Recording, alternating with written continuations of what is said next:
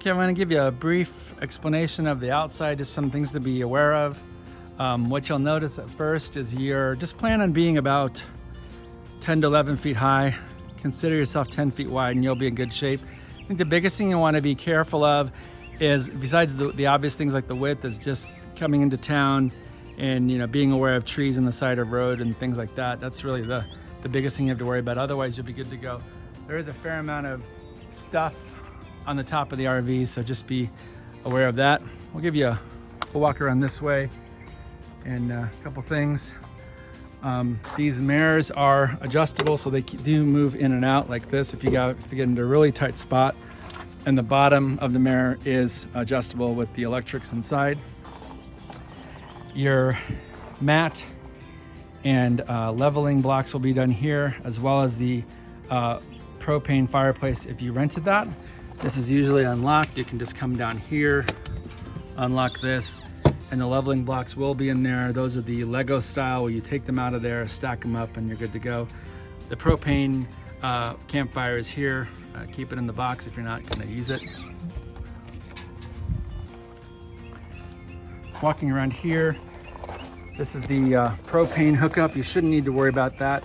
It does come in a good shape for propane. In this case, this is your indicator valve here. In this case, this shows half. And that is plenty enough for a 2 or 3 day trip.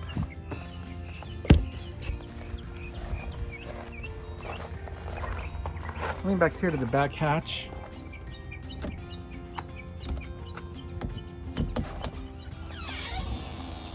You do have, if you've selected the camping chairs, those will be loaded for you here. The bottom of this is also a table, so that comes out as a table. Up here, you do have a cargo light, lights up the area real nicely, and that does go off after 20 minutes as a timer. If you're hooked up to power, you will have power back here as well.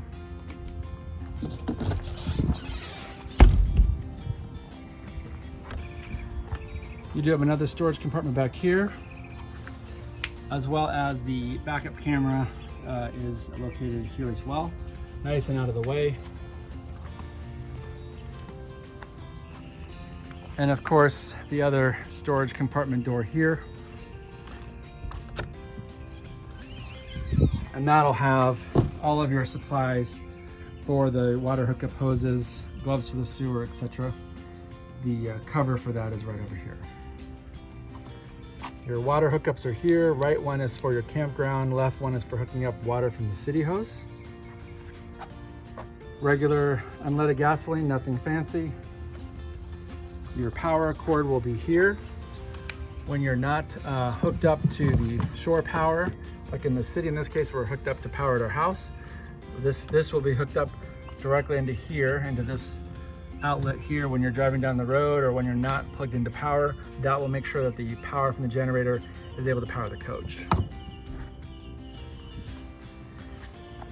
This is your hot water heater outlet. This is your furnace outlet. Down here is your sewer hookup. We'll talk about that in a separate video. This is the battery compartment. It's locked. You don't have to worry about that too much. And this is your generator compartment. You shouldn't have to worry about that either. In case you have to get in there, that is where the generator compartment is.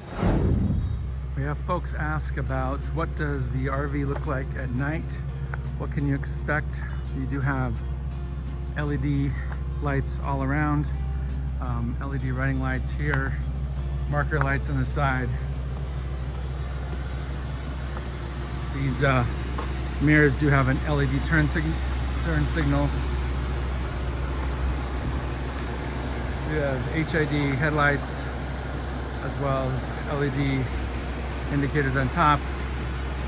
And on the side, you do have, again, LED indicators and LED porch light that's turned on from the inside. Hope that helps.